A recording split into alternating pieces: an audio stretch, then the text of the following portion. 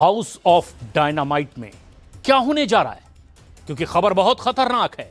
और Donald Trump ने इस मौके पर अगर नेतन्याहू को अकेला छोड़ दिया तो फिर समझ लीजिए कि ईरान के मिसाइल हमलों से पूरी तरह भस्म हो जाएगा इजराइल।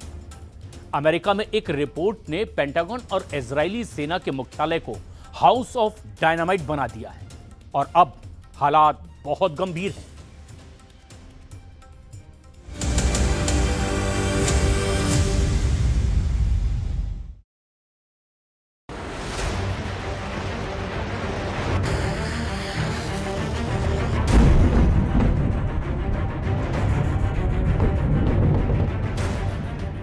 ईरान के खिलाफ अमेरिका और इजराइल का युद्ध अगले 24 घंटे में किसी भी तरफ पलट सकता है, क्योंकि अमेरिका की तरफ से ऐसा अलर्ट आया है कि नेतन्याहू के पैरों तले जमीन खिसक जाएगी।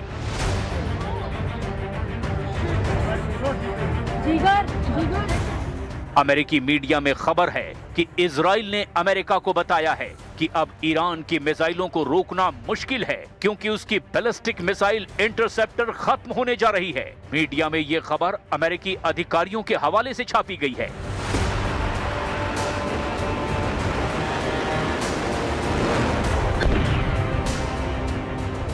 खुर्रम शहर 4 जैसी क्लस्टर बम वाली मिसाइलों ने और बड़ा चैलेंज पेश कर दिया है।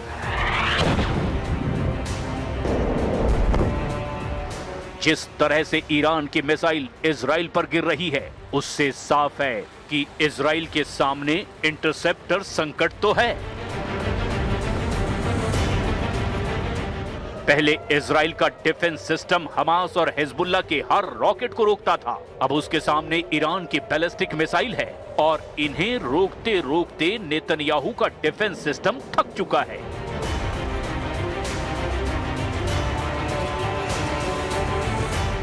अमेरिकी मीडिया सेमाफोर में रिपोर्ट आई और इस रिपोर्ट को इजराइल की मीडिया ने जमकर छापा। टाइम्स ऑफ इजराइल में भी रिपोर्ट छपी और हारेट्स में भी ये हेडलाइन है। दावा है कि इजराइल का मिसाइल डिफेंस नेटवर्क बहुत मुश्किल में फंस चुका है। अब सवाल ये है कि जब तेल अवीव और हाइफा के अलावा इजराइल के बड़े बड़े शहरों पर ईरान की मिसाइल गिर रही है, तो अब आगे क्या होगा? ट्रंप कैसे इजराइल को बचाएंगे?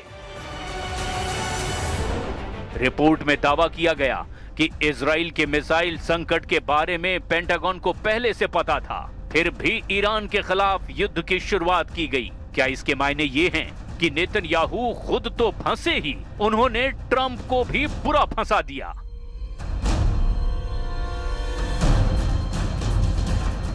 अब इजराइल को बचाने की पूरी जिम्मेदारी अमेरिका की है और इसीलिए दक्षिण कोरिया से थर्ड सिस्टम मंगाया गया है। जाहिर है कि अब युद्ध का फैसला इस मुद्दे पर होगा कि कौन आखिरी वक्त तक दूसरे पर वार कर पाएगा।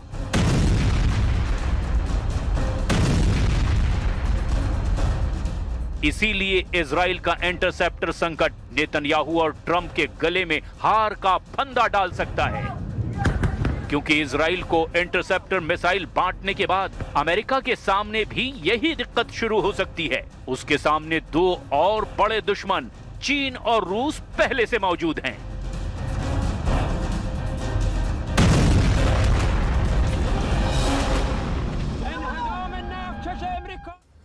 ईरान को तब तक अमेरिका और इजराइल मिलकर नहीं हरा सकते जब तक कि स्ट्रेट ऑफ हॉर्मुज और खर्द द्वीप पर उनकी पूरी तरह से पकड़ ना आ जाए या उस पर वो कब्जा ना कर लें।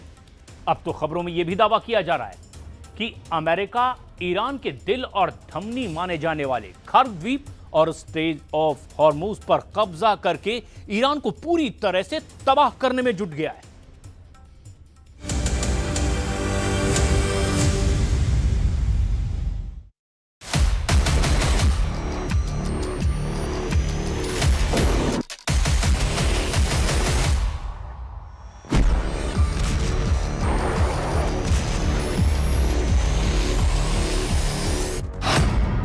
ईरान का एटीएम खर्द द्वीप, 2500 मरीन करेंगे कब्जा।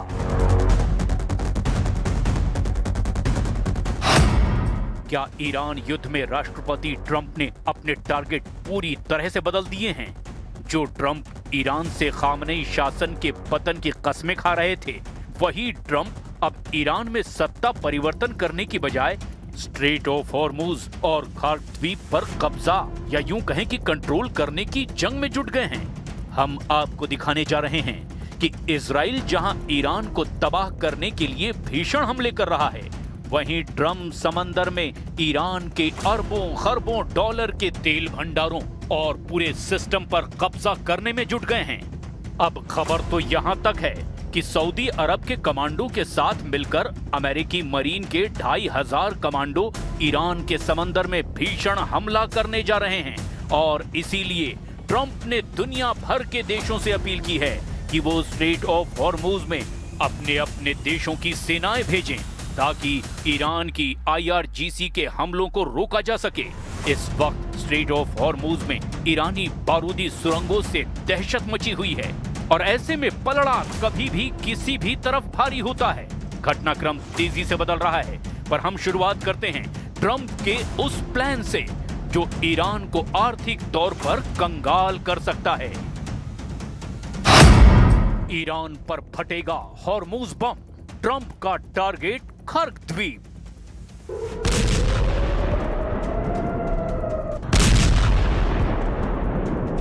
हैरानी की बात है कि जहां इजराइल ईरान के परमाणु ठिकानों एस्फान, नतांज और फोर्डो पर जबरदस्त हमले करने में जुटा हुआ है, तो वहीं ट्रंप का पूरा फोकस अब ईरान का ऑयल ATM के नाम से मशहूर खर्ग द्वीप पर हो चुका है। इस खबर में सबसे बड़ी खबर यह है कि अभी तक अमेरिका ने जितने भी हवाई हमले खर्ग द्वीप पर किए, उनमें एक भी हमला तेल पाइपलाइन, रिफाइनरियों, तेल टर्मिनल या फिर तेल डिपो या तेल इंफ्रास्ट्रक्चर पर नहीं किया है। अब अमेरिका ऐसा क्यों कर रहा है, जरा इसे भी जान लीजिए।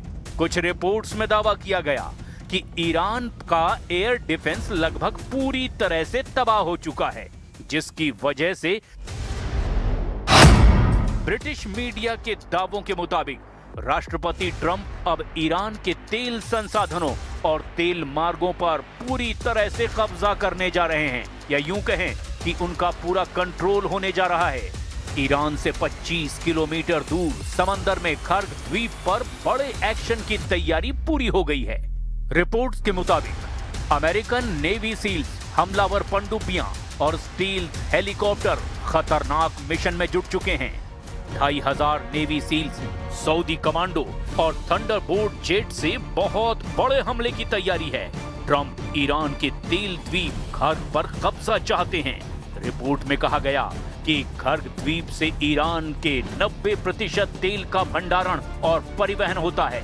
अब ट्रंप ईरान की इस ताकत को तबाह कर देंगे।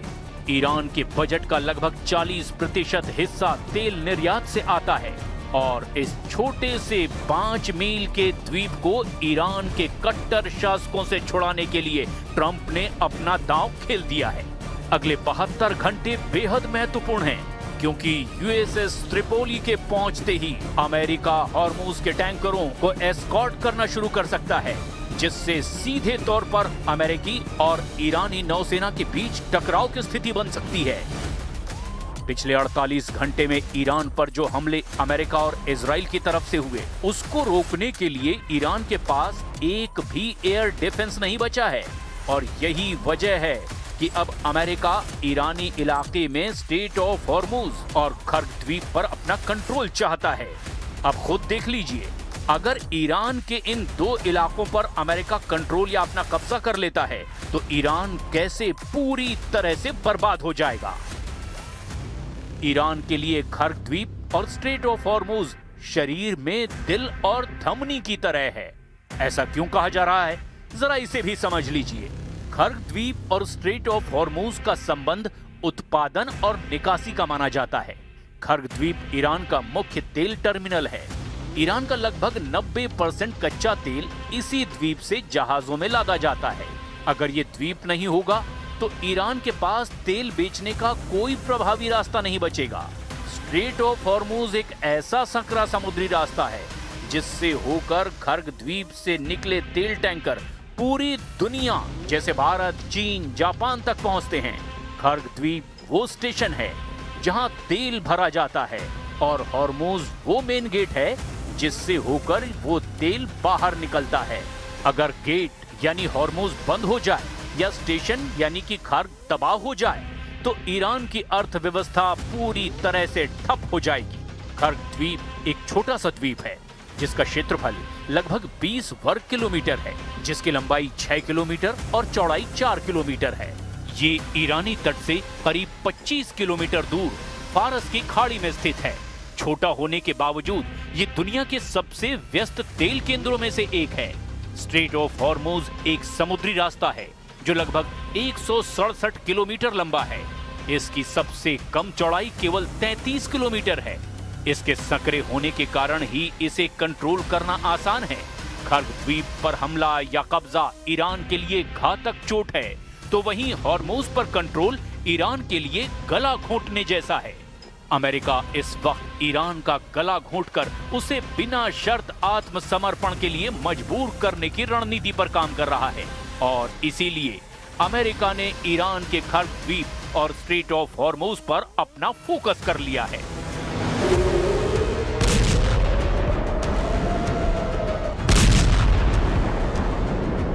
अब ऐसे हालात में देखना यह होगा कि ईरान अपने खार्ग द्वीप और स्ट्रेट ऑफ हॉर्मोज को बचाने के लिए क्या करता है।